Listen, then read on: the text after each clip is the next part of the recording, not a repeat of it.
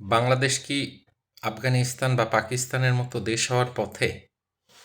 বর্তমান সময়ের এই ধর্মান্ধ, মৌলবাদী, উগ্র সাম্প্রদায়িক শক্তিগুলোর কার্যালাপ এবং তাদের প্রতি রাষ্ট্রের মৌন সমর্থন তারই ইঙ্গিত দিচ্ছে। দেশকে ধর্মীয়ভাবে দ্বিধাবিভক্তির মাধ্যমে বাংলাদেশকে তারা একটি ধর্মান্ধ মৌলবাদী রাষ্ট্রে পরিণত করতে চায়। ইসলাম শান্তির ধর্ম এবং পারস্পরিক শান্তিপূর্ণ সহাবস্থানে বিশ্বাস করে, কিন্তু এই অর্ধশিক্ষিত ধর্মান্ধ মৌলবাদীরা বর্তমানে বাংলাদেশকে একটি অস্থিতিশীল ও মৌলবাদী রাষ্ট্র বানাতে মরিয়া। তারা চায় অন্য ধর্মাবলম্বীদের ধর্মীয় অধিকার খর্ব করে তাদের উপর তাদের নিজেদের আধিপত্য বিস্তার করতে। যদি তা না হয়, তাহলে তারা কিভাবে রাষ্ট্রের মৌন সম্মতিতে এভাবে সংখ্যালঘুদের উপর হামলা চালাচ্ছে, তাদের মন্দির ভাঙছে, ধর্মীয় মাজার ভাঙছে। প্রথম আলোর এক রিপোর্ট অনুযায়ী 5ই আগস্ট থেকে 20ই আগস্ট পর্যন্ত সারা বাংলাদেশে প্রায় 20টির মতো সংখ্যালঘু ভাইদের ধর্মীয় প্রতিষ্ঠানে হামলা করা হয়েছে, ভাঙচুর করা হয়েছে এবং 1000-এরও বেশি তাদের বাড়িঘরে আক্রমণ করা হয়েছে। বর্তমান সরকার ও তার উপদেষ্টাদের কার্যক্রম দেখে মনে হচ্ছে তারা কি করছে, কি করবে বা কি করা উচিত তাই তারা বুঝতে পারছে না। গত 1.5 মাস ধরে তারা রাষ্ট্র মেরামত ও সংস্কারে কী করেছে তা যথেষ্ট প্রশ্নের সম্মুখীন। যাই হোক, এগুলো অন্য আলোচনা। এই ধর্মান্ধ মৌলবাদী শক্তিগুলো বাংলাদেশে যেভাবে মাথাচাড়া দিয়ে উঠেছে, তাতে বাংলাদেশের অন্য ধর্মাবলম্বী যারা আছে তাদের ধর্মীয় স্বাধীনতা আজ হুমকির সম্মুখীন। বিশেষ করে হিন্দু ভাই বোনেরা তাদের এই সবচেয়ে বড় ধর্মীয় উৎসব সার্বজনীন দুর্গা পূজা পূর্ণ স্বাধীনতা এবং অধিকারের সাথে ভোগ করতে পারছে না, কারণ এই মৌলবাদী, ধর্মান্ধ, অশিক্ষিত, উগ্র গোষ্ঠীগুলো তাদের উপর নানাভাবে অত্যাচার নির্যাতন করছে। এই ধর্মীয় মৌলবাদী শক্তিগুলো, যাদের জ্ঞানের স্বল্পতা রয়েছে, এই গোষ্ঠীগুলো জানে না যে এই ভারতীয় উপমহাদেশে 19 শতাব্দীর শুরু থেকে মধ্য পর্যন্ত আমাদের যে সর্বোচ্চ ধর্মীয় গ্রন্থ কোরআন শরীফ, এটা কিন্তু এই মৌলবাদী উগ্র সাম্প্রদায়িক শক্তি, এই ধর্মান্ধ গোষ্ঠী, তার বঙ্গানুবাদটা পর্যন্ত বাংলায় তারা করতে পারে নাই। 1886 সালে গিরিশচন্দ্র সেন নামে এক বিখ্যাত স্কলার, সাহিত্যিক, প্রগতিশীল ব্যক্তি, তিনি কিন্তু প্রথম এই ভারতীয় উপমহাদেশে ইসলাম কোরআনকে বাংলায় অনুবাদ করেছিলেন এবং তৎকালীন এই ধর্মান্ধ মৌলবাদী উগ্র গোষ্ঠীর কাছে এটা দিয়েছিলেন। এবং সেই সময় কিন্তু এই গিরিশচন্দ্র সেন অনেক প্রশংসিত হয়েছিলেন, নট অনলি এই ভারতীয় উপমহাদেশে, বরঞ্চ মধ্যপ্রাচ্যেরও সৌদি আরব, কাতার, কুয়েত, ইউএই এবং ইরানও তার খুব প্রশংসা করেছিল। তো এই কোরআন মজিদ যিনি বাংলায় অনুবাদ করেছিলেন, তিনি কিন্তু ছিলেন গিরিশচন্দ্র সেন। কারণ ওই সময়ের বাংলা বা স্বাধীনতা পরবর্তী থেকে এ পর্যন্ত বাংলাটা একটা অসাম্প্রদায়িক বাংলা ছিল, যেখানে ধর্মীয় পরিচয়টা মুখ্য ছিল না, মানুষের মূল পরিচয়টা ছিল বাংলাদেশি। এবং এই দেশটাকেই আমরা চিনি যে 12 মাসে 13 পার্বণের দেশ। এছাড়াও এই ধর্মীয় উগ্র মৌলবাদী গোষ্ঠীগুলো এটাও জানে কিনা সন্দেহ যে স্বাধীন বাংলার যে প্রথম পতাকাটা অঙ্কিত করা হয়েছিল, তার ডিজাইনার ছিলেন শিবনারায়ণ দাস, যিনি বাংলাদেশের এই প্রথম জাতীয় পতাকাটা ডিজাইন করেছিলেন। এবং এই পতাকাটাই সর্বপ্রথম বাংলাদেশে ওড়ানো হয়েছিল। পরবর্তী বাংলাদেশ স্বাধীনতা লাভ করার পর সেই পতাকার ডিজাইনে একটু পরিবর্তন আনা হয়। সেই পতাকার মাঝখানে বাংলাদেশের যে ম্যাপটা ছিল সেটা বাদ দিয়ে শুধু লাল সবুজ রাখা হয়। এই ধর্মান্ধ মৌলবাদী গোষ্ঠীগুলো যাদেরকে তাদের শত্রু মনে করে, বিশেষ করে এই হিন্দু ধর্মাবলম্বী ভাই বোনদের, তাদের এই দেশ বিনির্মাণে এবং দেশ গঠনে যথেষ্ট অবদান রয়েছে।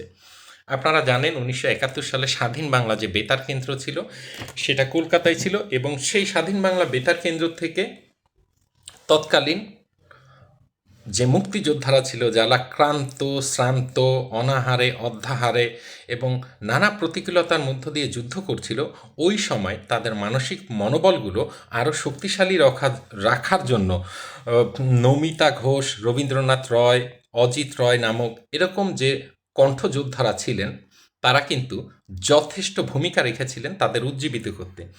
এছাড়াও গোবিন্দ হালদারের নাম এই ধর্মান্ধরা হয়তো জানবে না, যে গোবিন্দ হালদার তৎকালীন স্বাধীন বাংলা বেতার কেন্দ্র থেকে যে বিখ্যাত গানগুলি গেয়েছিলেন, যে বিখ্যাত গানের ফলে মানুষের রক্তের মধ্যে এক অগ্নিস্ফুলিঙ্গ ঘটেছিল এবং তারা এই দেশকে মুক্তির জন্য আরও বলিষ্ঠভাবে শত্রুর উপর ঝাঁপিয়ে পড়েছিল, সেই গানগুলোর কথাও এরা হয়তো জানে না।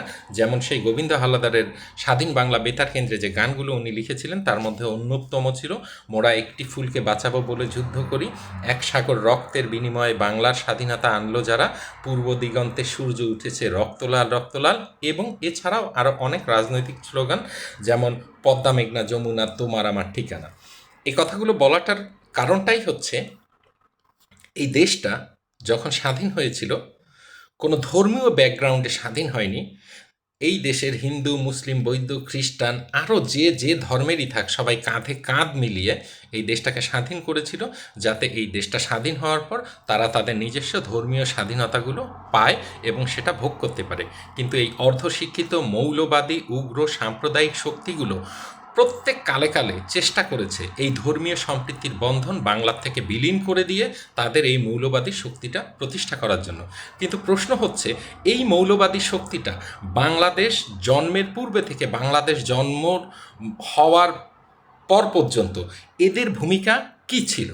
এটা সবাই জানে, এটা সর্বজন বিদিত যে এই ধর্মান্ধ উগ্র মৌলবাদী গোষ্ঠীগুলো এই বাংলাদেশ সৃষ্টির বিপক্ষে তাদের কি অবদান রেখেছিল। এটা যদি 1971 সালে গুগল সার্চ করে পেপার পত্রিকা দেখা হয়, তাদের কার্যাবলী দেখা হয়, তাহলেই এটা বোঝা যাবে। এখন এই ধর্মান্ধ মৌলবাদী শক্তিগুলো এই যে হিন্দু ভাই বোনদের সার্বজনীন দুর্গাপূজা, এইটা ব্যাহত করার জন্য সারা বাংলাদেশে একটা তাণ্ডব তারা চালিয়েছে এবং এই রাষ্ট্রকে একটি সাম্প্রদায়িক রাষ্ট্রের পথে নিয়ে যাওয়ার ব্যবস্থা করছে রাষ্ট্রীয় মদতে। রাষ্ট্রীয় মদতে কেন বলছি, তার কারণ হচ্ছে, কিছুদিন আগে স্বরাষ্ট্র উপদেষ্টা ধর্ম উপদেষ্টাকে পাশে নিয়ে একটি সাংবাদিক সম্মেলন করেছেন এবং সেখানে তিনি বলেছেন যে এই হিন্দু ধর্মাবলম্বী যারা আছেন এদের আজানের সময় এই বাদ্যযন্ত্র নিয়ন্ত্রণ করতে হবে, এবং তার কয়েক সেকেন্ড পরেই তিনি বলেছেন আসলে তাদের ওই সব কার্যকলাপ বন্ধ রাখতে হবে আজান শুরুর 5 মিনিট আগের থেকে নামাজ শেষ না হওয়া পর্যন্ত।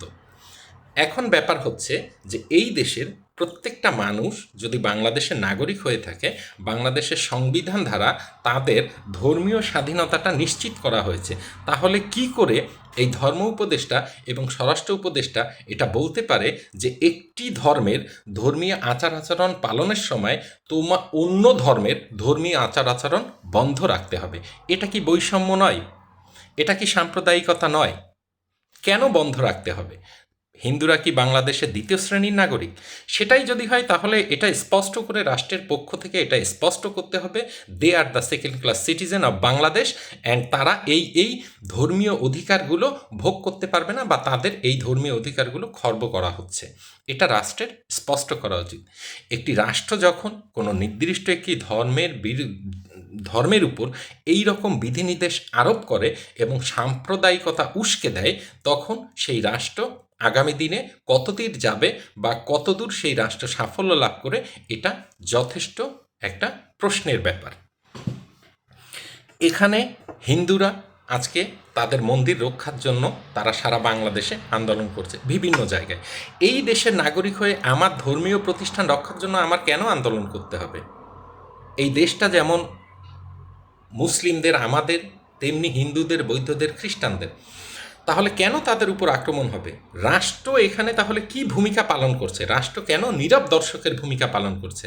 আবার ধর্ম উপদেষ্টা এবং এই ধর্মান্ধ মৌলবাদীরা বলতেছে যে যদি প্রয়োজন পড়ে তাহলে মাদ্রাসার ছাত্ররা গিয়ে মন্দির পাহারা দিবে। কেন আমার ঘর আরেকজনের এসে পাহারা দিতে হবে? কেন করতে হবে? এটা কি সংখ্যালঘুর উপর অত্যাচার না? কেন তাদের মন্দির পাহারা দিতে হবে? এই স্বাধীন সার্বভৌম বাংলায় কেন একটা মানুষ তার ধর্মীয় অধিকার পালন করতে পারবে না? কেন রাষ্ট্রীয় পৃষ্ঠপোষকতায় তাদেরকে দ্বিতীয় শ্রেণীর নাগরিক হিসাবে এই মন্তব্যগুলো করা হবে?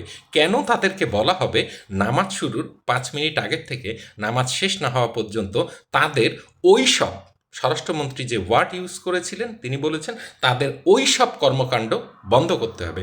ওনার এই শব্দ চয়নেরও আমি তীব্র নিন্দা জানাই।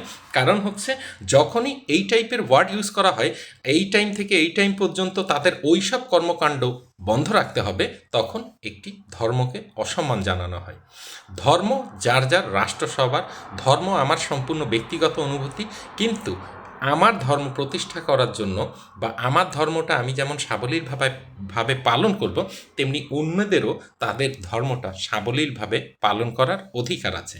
রাষ্ট্র যেখানে অনেকগুলো ইতিবাচক পদক্ষেপ নেওয়ার দরকার ছিল, সেখানে কী কারণে কোন উদ্দেশ্যে রাষ্ট্র এই বক্তব্যগুলো দেয় এবং এই সংখ্যালঘুদের উপর একটি বিধিনির্দেশ আরোপ করে, এটা আমার বোধগম্য না।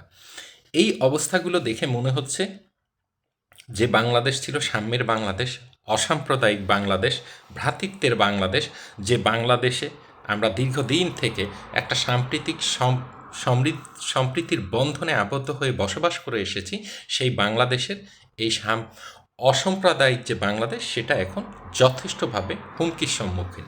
এবং এই হুমকিগুলো যদি রাষ্ট্রীয়ভাবে পজিটিভ ওয়েতে ম্যানেজ করা না যায় বা এগুলো দূর করা সম্ভব না হয়, যদি সবার ধর্মীয় অধিকার, নাগরিক অধিকার, সামাজিক অধিকার, মানবিক অধিকারের নিশ্চয়তা প্রদান না করা যায়, তাহলে সবাই যে একটি সমৃদ্ধির বাংলাদেশের স্বপ্ন দেখছে, সেটা কত দূর বাস্তবায়ন সম্ভব হবে সেটাও একটি বিতর্কের বিষয়। সো আমি যেটা আসলে এক কথায় বলতে চাই যে কোনো ধর্মই কোনো ধর্মকে বলতে পারে না তুমি এটা করবা না এই টাইমে বা এটা করবা না। কারণ আপনি যখন এখন অ্যাজ এ মুসলিম আমরা যদি তাদের বলি নামাজের 5 মিনিট আগের থেকে নামাজের এই পর পর্যন্ত টোটাল সময়টা 20-25 মিনিট তাদের ওই সব কর্মকাণ্ড বন্ধ রাখতে হবে, অর্থাৎ তাদের ধর্মীয় যে আচার বিধিনির্দেশ পালন এটা বন্ধ রাখতে হবে, কারণ আমি আমার ধর্ম পালন করব। এটা হয়তো আমরা এখন বলতে পারছি এই কারণে আমরা মুসলিম সংখ্যাগরিষ্ঠ দেশ, যার কারণে আমরা বলতে পারছি। কিন্তু আমাদের এই অনুভূতিটুকু হচ্ছে না। এই কথাটা বলার ফলে এই হিন্দু মতাদর্শী সংখ্যালঘু ভাই বোনদের যে ধর্মীয় অনুভূতিতে আঘাত আসছে এবং তাদের মনের কি অবস্থা হতে পারে, হয়তো তারা সংখ্যালঘু এই জন্য তারা এর প্রতিবাদ করতে পারছে না। কিন্তু বিষয়টা যদি একটু উল্টা করে চিন্তা করেন, যদি এমন কখনো হয় বা যদি এমন হতো যে হিন্দুরা সংখ্যাগরিষ্ঠ, মুসলিমরা সংখ্যালঘু এবং হিন্দু এই ধর্মাবলম্বী ভাই বোনেরা তাদের দুর্গাপূজার সময় যদি তাদের একজন স্বরাষ্ট্র উপদেষ্টা এরম ধর্ম উপদেষ্টাকে পাশে নিয়ে এসে বলতো যে যেহেতু এই টাইম থেকে এই টাইম আমাদের পূজা চলে, এই টাইম আমাদের সার্বজনীন দুর্গা পূজা, অতএব এই টাইম থেকে এই টাইম তোমরা আজান দিতে পারবা না এবং মসজিদে কোনো বাদ্যযন্ত্র বাজাতে পারবা না, কারণ এটা আমাদের ডিস্টার্ব হয়, তাহলে ব্যাপারটা কেমন হতো? এটাই হচ্ছে প্রশ্ন। ধন্যবাদ।